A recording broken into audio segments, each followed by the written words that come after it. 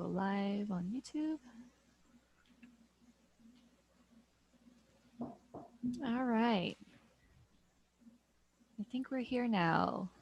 Hi, everyone. Yep, there we are.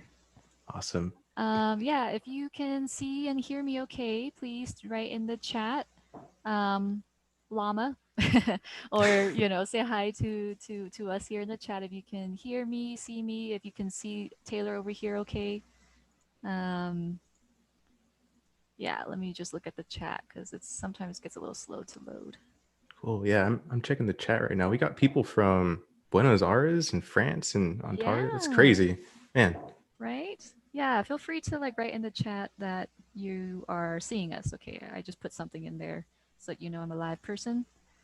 Um, Hi everyone. There we are. Okay, great. Chat's coming in now. What's Hi, up, llama, chat? llama. Awesome. Hello everyone. Awesome, very good. Thank you for joining us today at this Friday afternoon. If you're in the States, if you're elsewhere in the world, like Buenos Aires, good day or good night to you over there. Thank you for spending some time with us here today on our YouTube channel. I have the wonderful Taylor here with me. He's a visual development artist, if I'm remembering right. Hmm. And we're really excited to have him on because he's switching it up here on the Etchr platform today. Oh yeah. So it'll be a really good demo today. So just a couple of housekeeping things real quick before we get started with Taylor. So we're pretty much doing demos online on our YouTube channel practically every day now. So if you haven't subscribed to our channel already, please do so and turn on your notifications to stay up to date and be alerted when we go live. Our next one is on Sunday, March 21st at 12 p.m. Eastern Standard Time with Aspen Van Hooser, Creative Textures with Animals in Mixed Media. So that is our next one coming up. And then, of course, if you've got a couple minutes to spare, and if you're new here with Etchr, we have a survey link that we like to use to gather information.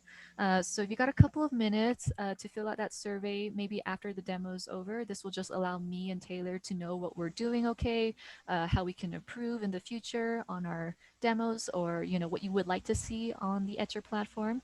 So if you could take a couple of minutes to fill that out, we'd really appreciate it. Um, and Taylor will be using a couple of reference images today, and they are in the video description of today's demonstration. If you cannot see it for whatever reason, I do have the links copied here. I'll drop it into the chat. There are 3 different images. So if they're not quite loading up for you, then I'll post them separately. Let me know in the chat if you're unable to access those images. Otherwise, take a look in our video description and you should be able to access them there today. Okay? All right, so I believe that is all I need to go through. So I'm going to bring it on over to Taylor here today. Taylor, why don't you let us know what we're doing today? Cool. Yeah. So thanks for having me on. I'm really excited to do this. I've always been wanting to show my process from sketch to final, and I actually teach at a college in Laguna called Laguna College of Art and Design. It's a design school. I actually went there in the game art department, and I had a professor there who had a pretty big impact on me. His name's Brandon Gonzalez. You guys should look him up if you already don't follow him on Instagram. But the whole class was going from coming up with really basic sketches, understanding the principles and elements of art and how they actually make a really strong composition. So that's something I'm going to be going over today. So I'll be showing you guys a little bit of my process with the sketchbooks that you guys gave me actually. And it's going to be going through just basic tonal compositions, figuring things out in black and white, and how do we make a readable composition? How do we create an image that we can instantly tell what's going on? And today I'm just going to be painting some rocks from Joshua Tree. So it's not going to be something too crazy like a character design or a concept that has a lot of high tier ideas inside of it. But I'll be going through a little bit about how I kind of prep from doing just basic pen sketches all the way to gouache. And then I'll be taking that gouache painting. I actually took a picture of that with my iPad. And then I'll bring that into Procreate and show how I use certain brushes that I've actually made myself. I'll show you the scans that I've used too, and how to actually make something digital look traditional. I think that's where it's at for me. When I see environment artists or digital artists in the industry that I'm in, if you can make a piece of artwork that makes it look like it was done in oil or in Mm-hmm. gouache. Like, Mm-hmm. ah, that's what I love to see. So I'll be Yeah. showing you guys a little bit about how to do that and kind of where my mindset goes when I'm approaching stuff in that way. Awesome. That sounds so good. And that is also, I think, the current appeal with digital art is how close it can emulate to traditional without the growing pains of trying to learn traditional mediums. Yeah. So we're Oh yeah. super excited to see what you have to show us here today. So, Yeah. um, yeah. So, any questions, of course, for Taylor throughout the demonstration, please, you can all caps the word question in the chat so that I can see them and ask them in the chat, and I'll collect them for Taylor and we'll ask them to him at different parts throughout his demonstration. Awesome. Okay, Cool. great. So I will just share my screen on my iPad. Yep. So we have your Cool. iPad here. Let's see if that will share. All right. I think it's sharing now. Yeah. Okay, let's check in with YouTube here. Are you guys able to see his iPad screen? I think, yeah, I think it's showing up. So um, just confirm with us in the chat if you're able to see what he's looking at. If you see Okay, his cool. photos. Yeah, I think I'm seeing it Yeah, here. I think it's Okay, popping up great. too. Awesome. Awesome. So I'm just going to do like a rundown of some of the stuff that I've already done in Procreate, and these are just some quick sketches that I do in my free time. Like, work can be kind of intense, especially if you have like truncated timelines or you have to work within a certain type of genre. Like these are things that I just do on my free time. Like I'll look at Pinterest photos or even reference that I've taken myself. Obviously, like I don't have my own reference for an image like this, but um, like these are just kind of studies for me to like sharpen my skills a little bit. Also, whenever I'm creating like a brush pack, I need to really figure out like what these brushes are going to do for me, right? Um, like directionality and brushwork actually goes quite a long way. Like for these images right here, you can see a lot of the brushwork kind of tells where the forms are going, right? So Mm-hmm. like you can tell that certain planes, not just because of their lighting, but also because of the direction of the brushstroke, kind of tells the viewer like what types of forms these are. Mm-hmm. And you can go a long way just with brushwork. And these are actually some of the sketches that I use to prepare for the final image that I'll be going over today. Mm-hmm. Um, and this is the actual final gouache painting. So you can see I was using Etchr's cold press sketchbook, and if you look really closely, you can see that we have like a lot of variation of brushwork, like from dry brush right here and some of the more heavy areas where I'm using more opaque paint versus some of the darker areas where I'm using more like cool washes to kind of subdue the brushwork a little bit. We're not getting too much texture. I think it's important to think like, where is your focal point? Like, where are the areas that you want the eye to go? And usually those are going to be the areas where you're going to be using a lot more like crunchy texture or high contrast in your image, whether that's going to be through like light and dark or like hard and soft edge relationships. If you guys haven't checked out Richard Schmid's books, I would definitely go through and Ah, his books yeah, are so good. Yes, yeah, his, another.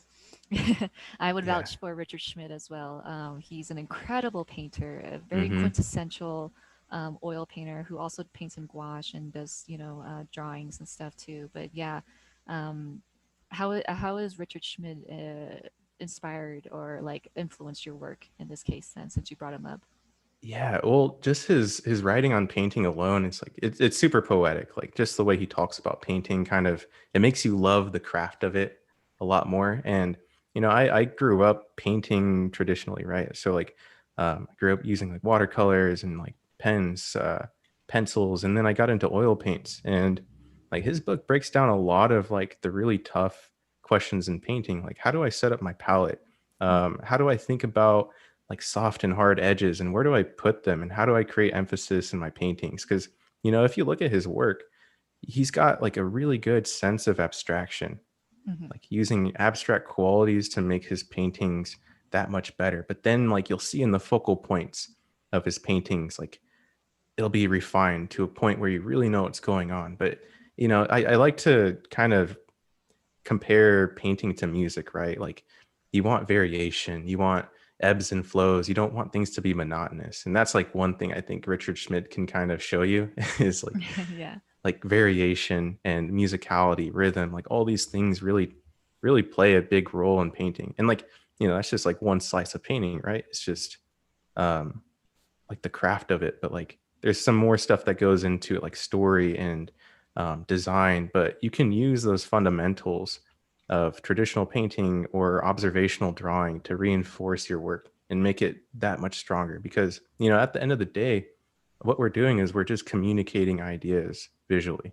It's just another form of talking, pretty much, but visually. And Mhm. if we can create a concise idea and convey that to someone, then we've done our job. But these are just some sketches I've done. I actually live close to Laguna Beach, so I try to go paint here whenever I can. And also I've been taking trips to Joshua Tree, and it's just a magical place. Like you see like some of the most like interesting lighting scenarios going on, and as an artist you can kind of use those as prompts for yourself to come up with like really interesting arrangements. And if you're just painting rocks, you don't have to paint things exactly as you see. You can rearrange rocks or rearrange elements to make it a more pleasing composition. So Yeah. that's a lot of what I do. Is even with color too, I try to push color as much as I can. I had a professor in college where like he saw my paintings and they were kind of dull, and he told me like just use pure tube color and see how far you can take it until it's broken. Like try to push your paintings until they kind of get to the breaking point, because that's like super important to have as like a skill as an artist, is like knowing how far to take something. How Yeah. far do you take something until it's completely broken? Because then you can reel it back and like where that threshold lies. So those are just a couple of my sketches. I think it's a Are good these time. all, yeah, were those all the ones that you showed us just now fully gouache, or were those touch-ups as well in digital? The ones I just showed, those were actually all in gouache. Oh, okay. Okay, Yeah. great. So The I've textures been. in those were so good. Oh, thank you. Yeah, I've been using a lot of cold press Canson boards right now. I usually just Mhm. get like a huge sheet, like a 40-inch by 30-inch sheet of cold press Canson board, and Mhm. I just cut that up on my own. And it's like, it's good if you're like painting out in Laguna Beach or like any of these really fancy places, because sometimes like you'll have people look at your paintings and they want to buy them. And if if you're working in a sketchbook, it's like what are you going to do? Like rip it Rip out it and out, then try yeah. try to give it to them? Like Rip out your precious Etchr sketchbooks apart. Probably yeah, not. yeah, right.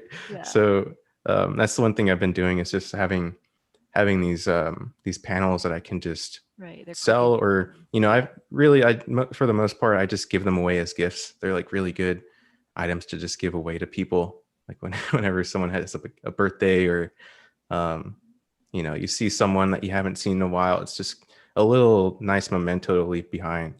yeah. So what's tell us more about this time lapse here that you're showing us. This is one of the Etchr sketchbooks, cold press Hmm. that you mentioned. And you talked a lot about communicating ideas and ideation here. So why do you Hmm.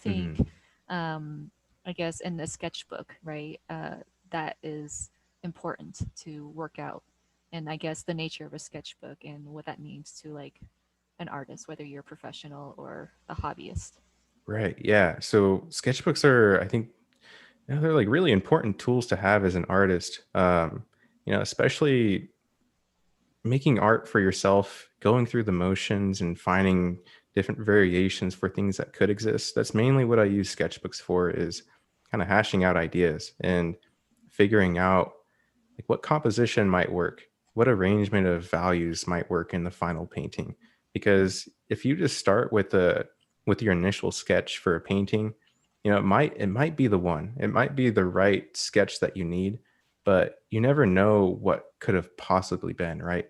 So by using a sketchbook, like you have the ability to make mistakes, try different compositions, rearrange elements, and then come to a final conclusion. And it's not like you're wasting time, right? Because you can also come back to these compositions and use them for future paintings. But right now, it's pretty pain free, right? I'm not mixing any color. I'm not really doing anything complex. I'm just working in black and white and seeing how this image might look as a final. So that's at least what I use like these sketchbooks for plein air for, is just kind of coming up with different variations for things that might exist before committing to something. Mm-hmm. Okay, great. Let me know if you're having trouble hearing me, people. It looks like one person said my audio level is kind of low, so I'll try to project here, or move the mic closer to me. So the topic of today in your demo is brush economy and how to apply this idea of brushwork into your digital work. And I'm assuming that it's this brushwork really that helps to bring that more traditional feel in the digital work. Is Mhm. that, am I off base, or correct me if I'm wrong? Yeah, well, a lot of the brushwork, and you get the idea of brushwork, I think, through textures, really, Mm-hmm. like having that tooth come through for the final painting. For those of you who don't know, like the term tooth, it just means texture. It's a fancy way of saying texture for painting. So Mm-hmm. that's like one of the things that kind of helps to make things look a little bit more traditional in your digital work. And that's why I've used scans. But right now I'm just using a really limited palette for this painting. I think I'm using something kind of similar to like a Zorn palette, where we're just using like a red, a yellow, and then like a chromatic black. So I'm just gonna lay these out. I could probably skip this part actually. Kind of scrub through this, but the way I arrange my palette is like on the left side, you can see I have most of my cooler colors, right? So things that are leaning towards blue. And then on the right side, I have my warmer colors. And I kind of treat these two big wells in the middle the same way. So I'll have all my cool colors on the left side of my palette and then all the warm colors on the right. And then for like my desaturated midtones, I'll kind of leave those at the very top. So I try to be as organized as I can be. Like sometimes it's almost impossible to, especially if you're working on like more than one painting. You're like bound to kind of have a dirty palette at some point. And that's just something that I think using traditional like gouache is going to help you with in digital. Like you don't have like the ability to actually like mix paint digitally. Like you have to color pick on a hue cube, and you have to really know color theory and how these colors interact with one another. And with Right. pigment, that's just like something you learn through failing. It's just kind of going through that process. Right. We have a question here about your videos that you've been showing us. Do you have your own YouTube channel, or do you show these time lapses on your Instagram, for example? Yeah, so I have shown like some of my Procreate time lapses on Instagram, but I have a YouTube channel. I've been meaning to make videos. It's just right now, it's just things are so busy for me. But that's one thing I want to do. Like I just got this set up in the back right here with like a downshot tripod. So I'm actually in the process of filming some videos, but Got you it. know, yeah, So I'll it's be in the uploading those. works, and until then, please enjoy his presence on our Etchr YouTube channel to get a dose of Taylor's ideation process here, and how to incorporate the best worlds really of traditional and digital mediums. Um, so this is the gouache painting that Hmm. of one of the works that you showed us to us in the beginning. Is that right? Yeah, Yeah. yeah. So So right now, like with gouache, I've realized that it's best to kind of work from thin to thick, and the same thing with oils too.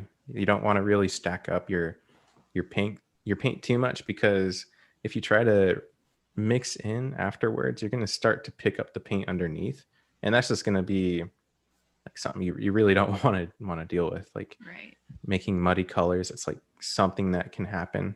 You want to keep your colors pure, and like for the warm highlights, if you use like a thin wash of your most saturated color that's going to be in that part of the highlight, it's going to work well, because you're going to have the light that transmits down through the paint and then onto the back of the paper, and then it's going to transmit back out and then hit your eye, and it's going to be like the purest color you can get. Like for some of my students, I try to tell them, like, try not to use white if you can't, or if Hmm. you can, like, try not to use white, because what that does is it'll cool down all the warm colors that you have, and it'll make them look chalky. It's Right. like one thing you want to try to avoid. Yeah. We got a couple of great questions here for you, Taylor. One Cool. is asking, do you find it easier on digital than traditional? Oh yeah. Oh yeah. You got Control Z. You got the Undo. ability to go backwards. Yeah. So, Right, right, um, and that's like that can be a detriment as well, right? If right. you're indecisive and you're always going back and you can't really make that decision and be confident with it. But Mhm. like that's why I love traditional is it like forces you to make a decision. And even if it's like the wrong decision, you kind of learn to adapt to the mistakes. And like I've heard too, like a style is the accumulation of all the mistakes you decide to keep. And Oh yeah, I've heard a yeah, variation of that too. He said it like style are all the mistakes you make consistently. yeah, yeah. Yeah, whatever you think are mistakes, if you keep making them consistently, it's probably just the way you paint. So Yeah, yeah. that's really funny. That's so interesting Yeah. because yeah, you can be like super methodical and always like have perfect renders, but even then, like I don't know, like for me, I liked seeing those like those abstractions in artwork where they're kept in. You can tell like someone just like slapped on some turpentine onto the canvas and Yeah. left the drips kind of going down the canvas. That's why I love like Richard Schmidt or Hmm. Edgar Payne, Hmm. William Went, like these people who have like this rough quality to their painting. I think it says a lot about the person too. Hmm. Yeah, I don't know. Yeah. It's like a signature in a way. Yeah, absolutely. And this is another great question here for you, Taylor. Says, I saw you using perspective grids, and I've never understood why that's helpful in a scene where there are no architecture or other straight lines. So, can you say Mhm. anything more about that? Yeah, so for perspective, I try not to think about it too much. Like I've been using perspective mainly as a way to kind of guide the eye in composition, like using a perspective grid. Like usually in composition, things come down to line, right? Like where is the line leading you in the composition? And if you can use perspective as a way to make your composition stronger, then do it. So I always try to use like lines in my painting to lead towards some type of focal point. Like diagonals help really well to move the eye back and forth. It creates a little bit of interest. Yeah. I don't know if that answers the question, but Yeah, let us know in the chat if that kind of helped you understand a little bit more. I was going to ask in this video, Taylor, the pen sketch up above this painting with the lines, are those mhm. like perspective-ish lines that you put in? Yeah, yeah, pretty much like everything in the foreground you see, those are kind of leading lines that are going off into a vanishing point off the frame, like pretty far off the frame, but you Right. can see like in the middle right, like I just have like a straight up arrow that's kind of pointing us to where we need to go. Hmm. Like I like to use primitive shapes a lot in my work. If you can break things down into primitive shapes that kind of guide the eye where they need to go, things that have like motion or diagonals really help to do that. Hmm. Yeah. Awesome. Oh, this is the most satisfying part, Oh, taking yes. off the paint Taking out the tape. Yeah. or the tape. Yeah. Yep. This is like, that's like the payoff there at the end. Oh yeah. Oh, okay, super helpful. Thanks. Yeah, okay, great. That's great. Yeah, any other questions? You guys are asking really great ones today. Yeah, So, these are good ones. yeah, keep them coming. Oh, Taylor, do you have a favorite animation film? Ooh, probably Akira. Ooh, I think Akira is Akira's well, oh man, but Japanese like one. Yeah, yeah, yeah, yeah. Or like all the Miyazaki films too, like right. Nausicaa, The Valley Wind. I think that's Mhm. what it's called. Yeah, That was pretty Nausicaa. mind blowing to see. Yeah, yeah, Yeah. But definitely. like all those like hand painted backgrounds are just ooh, so juicy and beautiful. And just to see that they were doing that traditionally too, it's just insane. Yeah. Abel says we need a rock tutorial ASAP from Taylor. I agree. Yeah. I think the way Taylor paints rocks is incredible, and there are some of the hardest things to paint. Oh, Um, thanks. yeah. So Taylor, is this the end of your time lapse videos that you wanted to show us? Like, Yeah, so this okay, is the very end of it, and let me see. I have a better scan that I took, but I think let's go into Procreate now. okay, And I'll kind of show how I import these things. So Procreate's getting pretty popular. yeah, Um, and you can kind of take things to a final finish inside of Procreate. And I would still consider stuff like this a sketch. Like I would maybe are take you these. serious? This is a finished painting. This is not a sketch. Oh, well, I'm glad it kind of works that way. Like as long as it's a thumbnail and it kind of reads, then Yeah, you can pass it off, like especially in work too.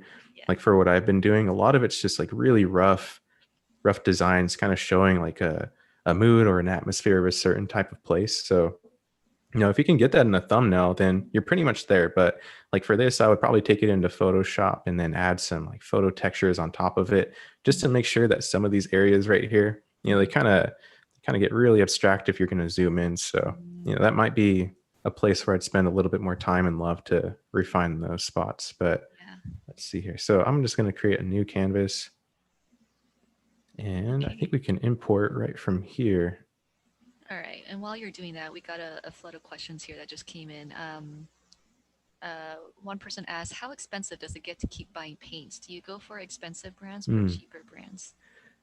Yeah, that's a good question. I would say if you're a student, get yourself some, I don't know, like get yourself some just like basic paints. Like I think they sell like bundles of paints, like Oh, yes. Arteza, I think is one that's Yeah. pretty good from what I've heard. Yeah. But I've been using like Winsor and Newton's, and been using like Holbein's, and it gets expensive, especially for gouache. But if you know how to keep your paints wet during the process, then Mhm. you can go quite a ways with them. Like for the most part, I don't like sometimes like I'll paint one day and then I'll close my palette, and then the next day I won't even have to lay down paints. I'll kind of use them as watercolors. I'll just reactivate them with like a spray bottle, and then I'll have enough pigment to actually start pushing around. Mhm. So Okay, great. yeah. And then, what's your process on making color decisions? And I guess you'll show us here in a bit. Do you shoot for a specific harmony, or do you make decisions on the go? Yeah, that's another good question too. So I try to think about harmony. I usually really just think about value. Like I think about the tonal arrangements of my composition. So let's actually try something here. I'm gonna throw down some black and then turn this to color. Let's see what this does.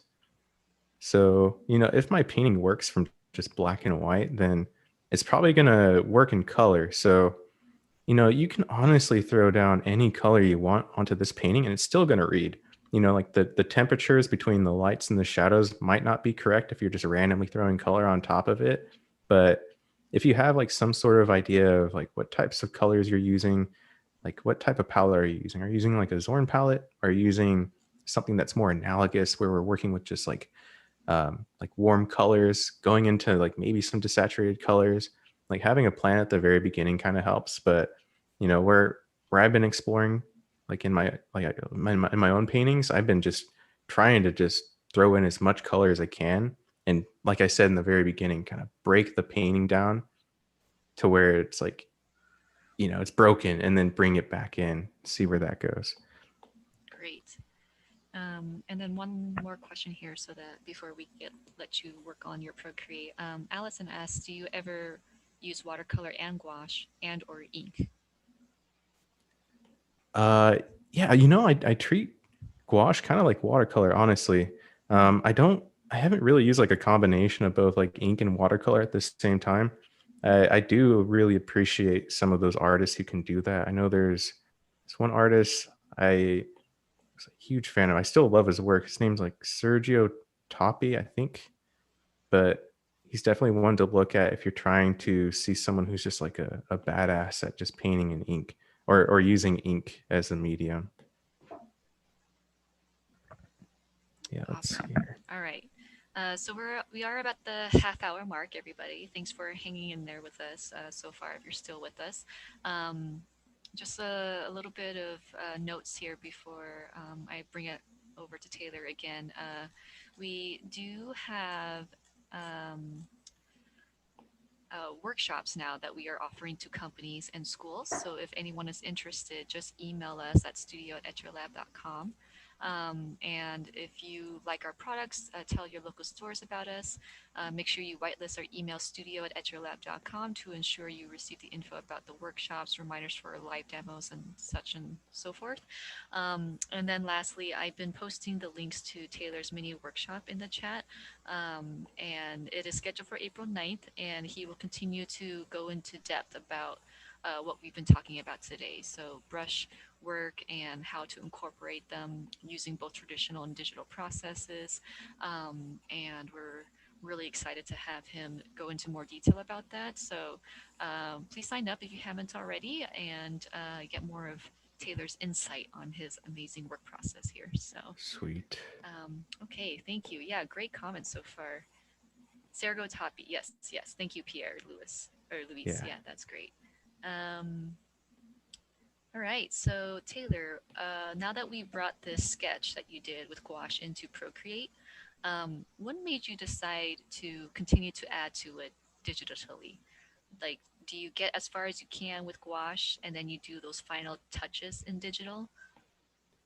Yeah, pretty much. So like you see, there's still a lot of mistakes in this. I think like I might fix up some of the composition. Like right now, I'm trying to get a better sense of like the edge quality I have in here. So there's some parts, you know, like with gouache, you're bound to come across some mistakes. So let me see. So like some of these areas, you can see that the edges are just a little bit too choppy. I want to refine some of those areas and also maybe even detract from some areas. So like blur out certain areas. I'll push the colors even. And the one thing about this is that I can zoom in and I have more resolution to work with. So this is one of the main reasons why I take this into digital, because this was like I think like a 5 by 3 inch sketch.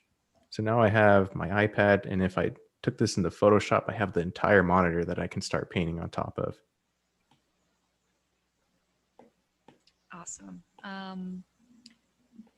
Jada, let me see if I can turn off our little tiny videos of ourselves. It looks like it obscures your menu when you select it. Oh, So okay. let I me see see. if I can turn that off real quick in Zoom. Um, but in the meantime, I don't know if I can move that. Um, give me a second here. Okay. Let me know. I switched the viewing screen here, but let me know if that messed it up for you there on YouTube. Um, I'm still seeing things fine on my end, but and Taylor, if you can still see things okay on your end, um, hopefully Yeah. that unobscures it so you can see what he's doing with the menu screen. Yeah. Um, I think your screen might be on now. oh, am I? Yeah. Okay.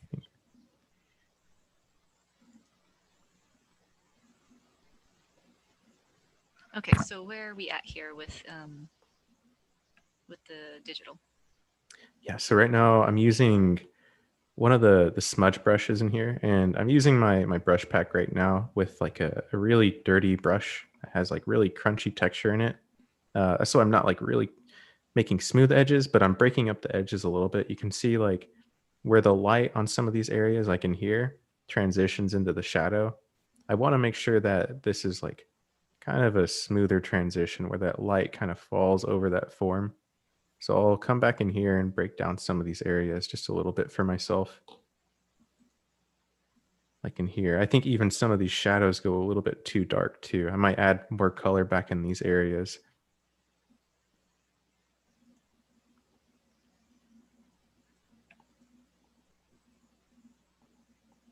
Yeah, and I think this starts to make it seem a little bit more believable when the forms actually look like they're supposed to appear.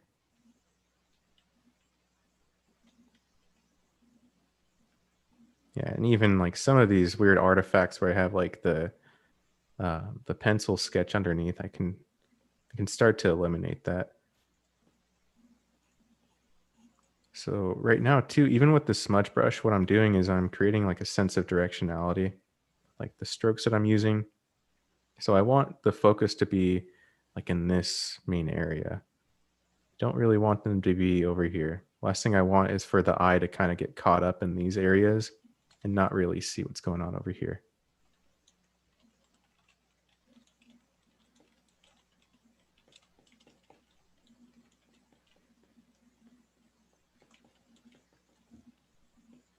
And also in these shadow areas, things are going to get a little bit more blurry, especially like if you're looking at this as if you were looking at it in real life. Like things will start to actually kind of get more diffuse and blurry in these areas. So I want to kind of emulate the same type of like vision we'd see with our own eyes too. And that's really important to know as an artist, I think, is how to make things look like they look to yourself. Like if you're just studying from photo reference, especially photo reference that you haven't taken yourself, you're going to pick up on these like bad qualities that the camera sometimes brings to the image, right? Like having lights that are overexposed or having shadows that are underexposed, knowing like when things actually occur. Like usually you want to have one thing as your main focus. So in here, I want the lights to be exposed properly. So all these shadows should have, less contrast in them, if that makes sense.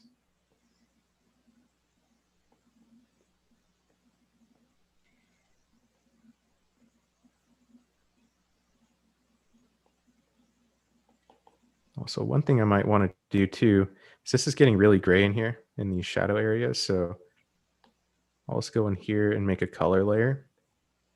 And this is something similar to like if you're an oil painter, I'm going to be doing what's called a glaze, where we just create a thin wash of color on top of what we've already got. So, I might use the color of the sky, maybe make this a little bit more saturated, because what's happening is this ambient light from the sky is actually seeping into the shadows a little bit, making that a cooler temperature. Mm-hmm. All right, let's get a better brush here. All right, and you'll see this is way too saturated, right? Yeah. So I just want to throw this in. And because I'm using digital, I can lower that down a little bit. This will give me some subtlety in here. And one thing I like to do inside of digital programs is use masks. Like these are super handy because it lets you delete things and erase things without actually going on top of the pixels. So it's like a screen in a way. So I can kind of bring back some of these areas that might be a little bit more warm. The shadow areas that are closer to the light, because you're going to be getting some of that reflected light in the shadow areas. Just want to bring those up a little bit. Very interesting. We got a question here that I also was about to figure out when to ask, but sometimes some of these digital brushes kind of remove some of that natural quality of the paint when you're kind of laying extra color on top of it digitally. Do you find that like I find like with hybrid processes where you did something traditionally and then bringing it into a digital software, sometimes it's very jarring when you start painting on top of it and it's like very obviously like a digital airbrush tool or something. Yeah. You get what I'm saying? Yeah. So so how do you mitigate that? How do you still make it work so that it's like a seamless piece of finished work that doesn't look like some airbrush tools got slapped on top of it? Yeah, that's a really good question actually. So like what I've been using is a lot of these like really crunchy textures that have a lot of noise in them, because I want to capture some of that noise that actually existed in the original painting, right? Like where that cold press kind of took up those dry brush strokes. Like in here, I want to retain that. But if I'm painting with like a soft brush, let's see, like in here, and I get exactly what you mean. Like sometimes this can kind of help though if you want to get variation in edge. So like in here, that starts to make it look like it's digital. Like just seeing how that airbrush kind of feels. Yeah. This is something I want to avoid if I can, because I do like some of these like little bits of brushwork in here, and I want to keep that. Right. Yeah. So actually, this would be a good time to actually show you some of my brush scans. Are they in here? You know what? I'll probably pop that up another time, but let's delete this layer. And I want to show you how my brushes actually work. So let's create a new layer here. These are such good questions you guys are asking.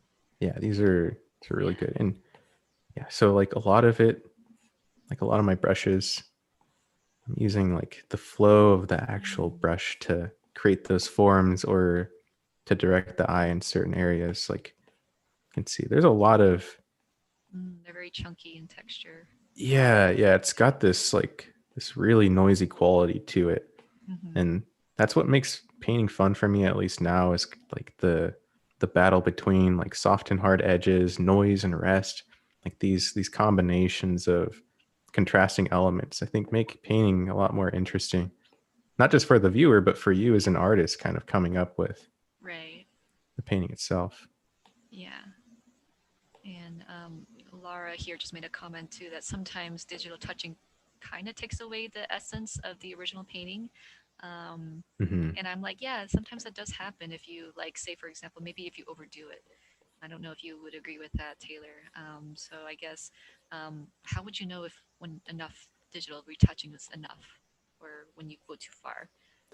Yeah. So for most of my paintings I do in gouache, I actually don't touch them up. Like this is something I usually don't do, to be completely honest. Ah, oh, But okay. I will use like the notes I've taken in the field, like these colors. I can use this for like a really cool desert environment for like a concept Right, design of some sort. But right. um, it gets to the point where like what is too much detail, right?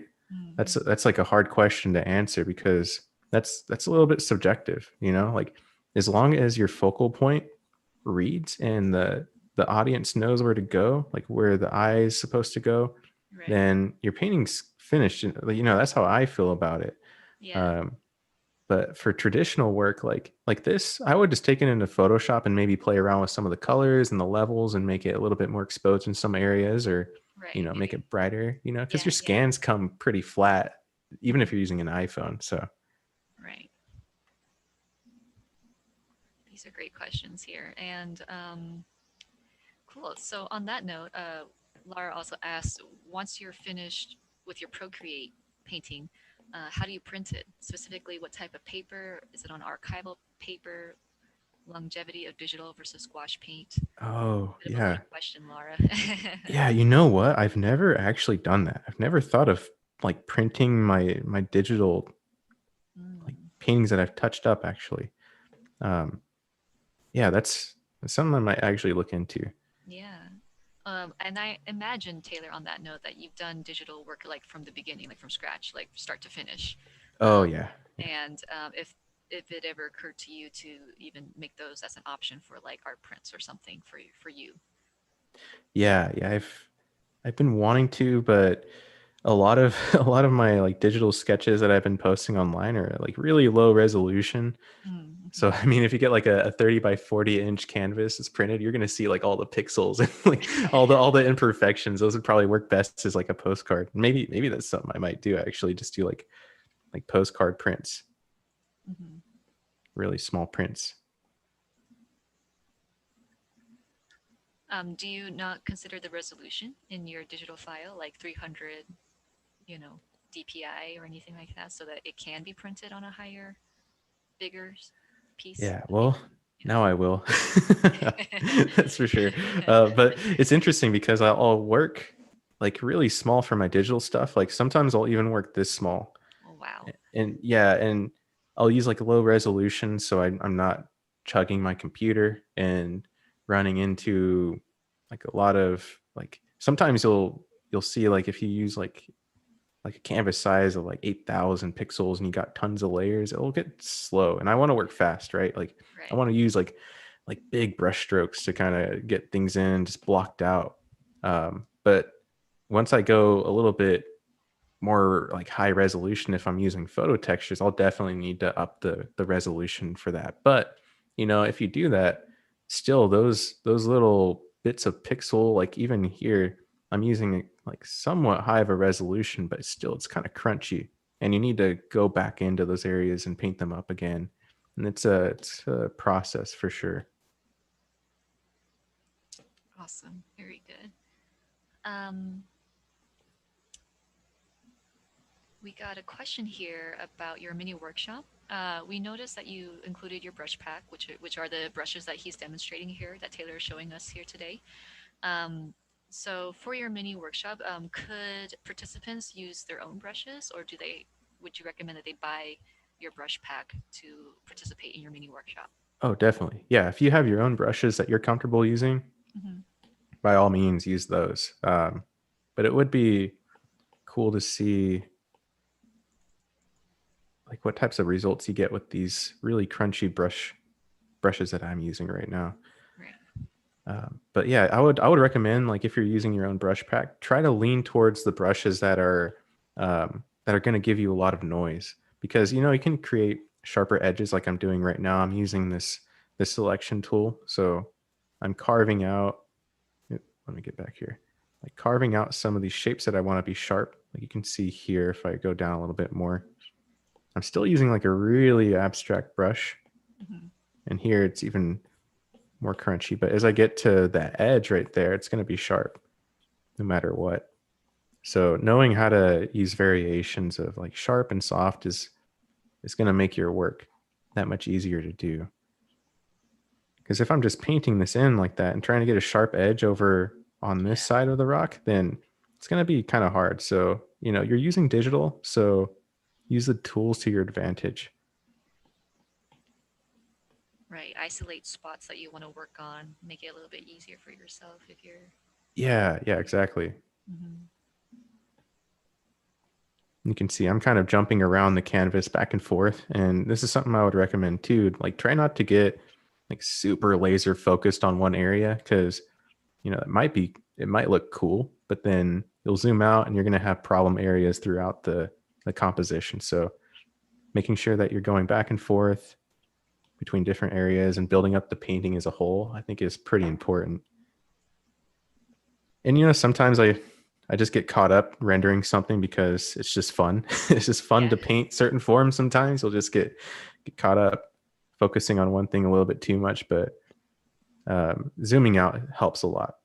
Like, that's one thing that I always try to do: zoom out and then flip your canvas. Mm-hmm. So I've been doing this kind of like periodically. Also, using black and white to see how that tonal arrangement is. Like in here, like you can see, like in this area, the sky color and the rock is kind of getting lost. And I don't know if I really want that to happen. So let's go back and fix that. And the way to do that is by using value contrast. I already got like color contrast going on here, but my values, I could push those a little bit more. Yeah. So it's either I make the sky darker or I make this brighter in here for the rock, or a combination of both. So I'm going to go towards yellow a little bit more, because that's just inherently a color that's going to be lighter. You can see that's already giving me a tiny bit more contrast, which is nice. It's making things a little bit clearer. Very nice, yeah. Lara says, I personally like the crunch parts. Looks and reads more organic to me. And yeah, me too. Yeah. I do like it too. There's something very characteristic about it, in addition to, emulating the feel of traditional painting still.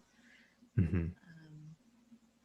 Cool. So you're still just thinking about where you can refine a little bit, where you can heighten up some contrast and some temperature shifts here and there. Mm-hmm. And you would consider this just like minor touch-ups. Is that right?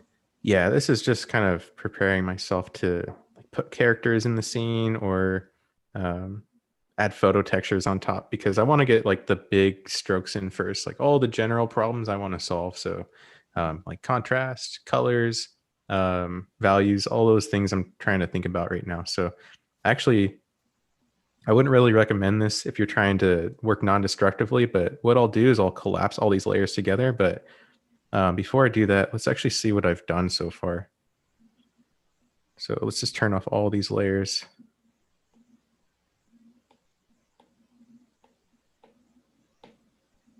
So just really small refinements, honestly, but it's building that image up towards a final. So let's just merge all these together.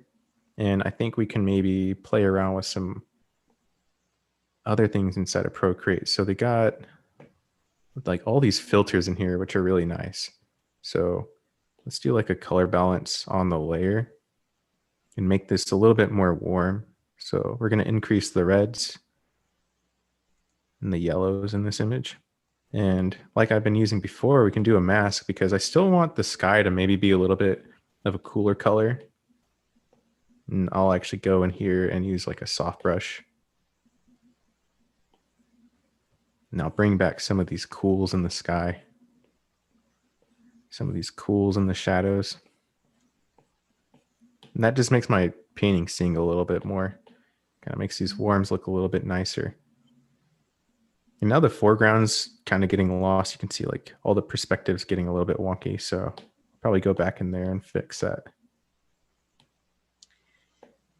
It's funny that you're making these minor adjustments, but added up together, it's quite a difference from when you first started on this gouache sketch. You know, the Yeah. look and feel of it. Yeah, there's quite a significant difference. Yeah. And, I think the resolution kind of helps too, getting this into Procreate where I can, like some of these areas look like they actually have some more resolution. You can see like Yeah, this versus like that.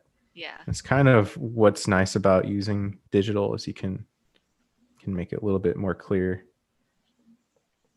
So here, maybe I might want to start adding some like small pebbles and rocks that are gonna actually make it seem like it has more resolution too. So I'm gonna increase some of the light colors and the shadows, leaning towards blue a little bit more because that's what's happening is we got this blue light from the sky. It's acting like a huge skybox pretty much. That's pretty much what it is. It's a skybox. And then it's reflecting those cool colors down into these shadows. hmm So I wanna use that type of knowledge in here. Just make that painting push a little bit more. I'm kind of using this like a color pencil in a way where just kind of hatching these areas in to indicate some of these little areas. And, yeah, I don't want to add too much detail over here. If I add like a bunch of crunchy detail, then your eye is going to want to go to yeah. that area, but the It'll focus is here. distract. Right, right, right. So be very strategic in where you're placing like extra refinements, I guess. Yeah, using like a good ratio and balance, hmm I think is important. So a couple work over there. I don't want to go too crazy. Yeah, Using overlaps too. Overlaps one of the easiest ways that you can create perspective actually. yeah. So on these areas, like you can create sharper edges where these rocks overlap that bush. How closely are you still following the reference? Like, I know you provided us a few reference photos that we mentioned in the beginning. If you're just joining us late, for people joining us later here today, Mm-hmm. but now that you brought this in on digital and you're just kind of making your refinements based off of your previous knowledge and your intuition, like, how relevant is the reference photo at this point?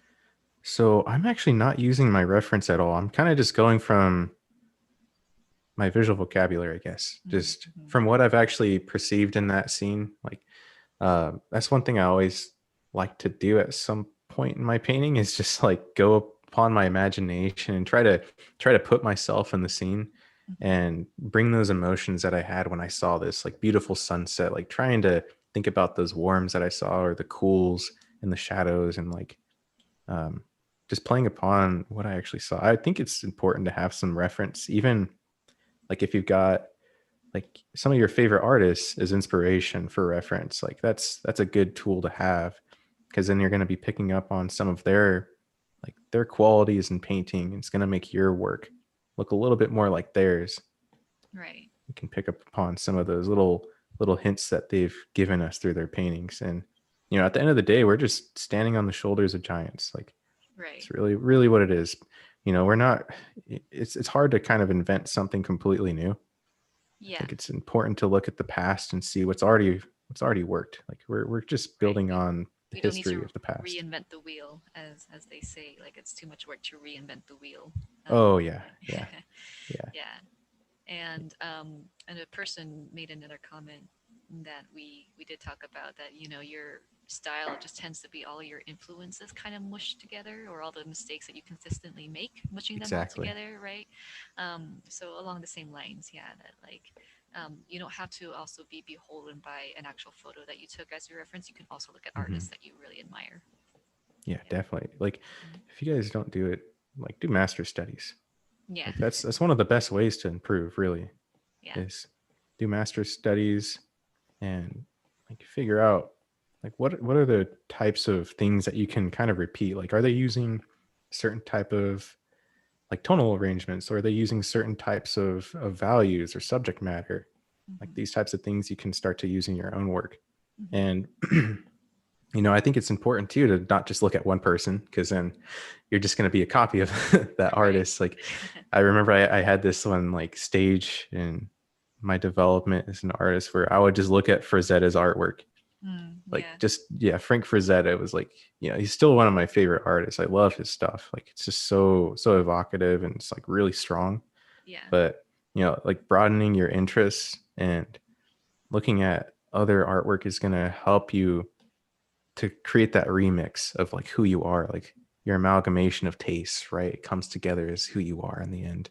Mm-hmm. And that's something that I think you're never going to really like, I don't know. I don't think there's like a true style. Like as long as you're doing artwork and you're exposing yourself to new things, you're always going to be evolving. Your style is always going to be changing. There's like ebbs and flows to it. You might harken back to something you did when you were like 5 years old, and like maybe you were in excuse me, maybe you're like interested in something that, I don't know, maybe it's like coming back to you now. Mm-hmm. Yeah, art's such a fluid thing. I don't think there's one right way to do it either. Right. I do believe that we, even if you've been working professionally for some time, you still keep evolving. Your work continues to change and develop and evolve. Hmm. So, so yeah. So we got a few more minutes left of this live demo. If you got any other questions you would like to have Taylor answer, please go ahead and put them in the chat now. Again, his mini workshop is on April 9th, and he will go into further detail and depth about incorporating your experience painting from life into creating your digital artwork. He'll go into a little bit more detail about gouache on paper and using digital gouache brushes on Procreate. Hmm. The link is here. I'll post it one more time in the chat in case it got buried up there. Um, I don't believe I'm the host for it. I'm not entirely sure what the schedule is looking like. I hope I'm still the host because I enjoy talking to you, Taylor. But Yeah. whoever you end up talking to, yeah, It would be it'll nice just to have you again. yeah. This will be a further conversation that will continue during his mini workshop. So if you really enjoyed what you're seeing here today, please check out the mini workshop and see if that is something that you can do. Um, this person here just made a comment. I think many of the masters use nature as the first true master, not including the classical painters who painted Oh, objects and yes. sceneries. Yeah. Who Yeah. said that? Yeah, that's, Uh, yeah, exactly. Username Canvas Engineer. I don't know what your real name is, Canvas but engineer. That sounds familiar. I think I might be yeah. following them on Instagram. But oh man, yeah, I'm That's a glad you great brought that comment. up. Yeah, yeah, Yeah, yeah, that's so true. yeah, Like going out, like think about all design that we have, like even to like, airplanes and like things that we've actually engineered, it's all based on scientific research from nature. yeah. Like one of the best examples of that is Leonardo da Vinci. Like Oh, absolutely. amazing artist, but amazing engineer and designer. Like he came up Yeah, with some like really crazy stuff, but if you look at his notebooks, he's like studying bird wings, he's studying plants and how they actually grow, and like these different types of changes that exist in nature. Like uh, absolutely. He was definitely yeah. ahead of his time. Yeah. Oh yeah. Hmm. Yeah. And I think like there's one painting that people like to talk about. It's like I guess he was like one of the first person or one of the first artists that came up with like the idea of like an actual angel wing, but like the anatomy was like attached to the back and it looked like a bird wing. It wasn't just like a crappy symbol for a wing, like in all the art back then. Like it was Right. actually like a He actually realistic figured out the depiction. anatomy of it and like how it would work. Yeah. Yeah, yeah, he actually thought about it, and he's Yeah. like, there's like thought behind it, and like a little bit of like the scientific process that went into that. Hmm. Like, how does this work? Like, what's the functionality of this? And design, like, in concept design for, if you're working on like a project for like a movie, or if you're like creating a mech for a game, like those things need to be animated. They need to work. They need to work with the lighting and engine. Like, there's things that you need to kind of consider. You need to have like the foresight to actually see like into the final design, and you're doing that just in the sketch like stage. You're just figuring that out from the very beginning, so Right. having that's important. Awesome. This has been a lovely time. Thank you everybody for contributing your comments, your thoughts, and your questions. This has been so great to hear Taylor's insight here and watch him work. And Yeah, this has um, been fun. yeah, thank you, Taylor. This has been awesome. Okay, so one more plug here for a couple of Etchr things. Hashtag Etchr Mini Workshop if you are online on social media. And you can use that hashtag to post any of the work that you've been doing along with our artists on our platform, whether it was through a live demo or whether it was through the mini workshop. You will be in the drawing for a monthly US $50 art voucher. It's an ongoing monthly giveaway that we are still doing. Subscribe to our YouTube channel if you haven't already. Turn on the bell for notifications so that you'll know when we go live next time. And then again, we have that survey form if you got a couple minutes to spare to fill that out. And oh, thank you, Lara. Thanks. I enjoy hosting, so I'm glad that you had a I'm happy for that comment. Thank you. Fill out the survey to let me and Taylor know how we're doing and what you would like to see in the future. And then last but not least, again, one more time, his mini workshop with Taylor on April 9th. And we'll go into further detail with what we talked about today, furthering this delightful conversation. And if you'd like to follow Taylor on Instagram, his handle is at Tayler Olivas Art. Did I say that Hmm. right, Taylor? Yeah, Taylor Olivas Art. Yeah, Olivas Art. and I'm also on ArtStation, pretty much every social media right now. So I Awesome. go by the same name. So Okay, you can find him on all the themes with that yeah. name, Taylor Olivas Art. Thank you, everybody. Thank you, Allison. Yes, thank you so much, Taylor. This was such a switch up from Oh yeah. what we do on our Etcher platform, and this has been so insightful. And I'm so excited that we Awesome. talk more about digital stuff here with Yeah, Etcher this and was how, fun. I really yeah, enjoyed this. Like, yeah, this is my comfort zone. So yeah. yeah. And I noticed you added a little dude. Yeah, Yeah, I added some little stickmen in here just for scale. But yeah. yeah, thank you guys for joining. Yeah, I didn't think this many people would be in here. It's Yeah, awesome. yeah, it was a lovely group. Yeah, absolutely. All right, everybody. I hope to see you at the mini workshop with Taylor. Taylor, hopefully you can come back again for round two. We definitely want to see you do Of maybe a rock course. painting. Yeah. Yeah, let's do Just just one rocks. rock Yeah, for just the an next one. Yeah. absolute amazing rock, and that will just be a delight. Yeah, thank you, everybody. Awesome. All right, everyone. We will see you around next time. Have a good, wonderful rest of your night if you're in the United States. And we'll see you at the next live demo. Bye, everybody. Awesome. Bye guys.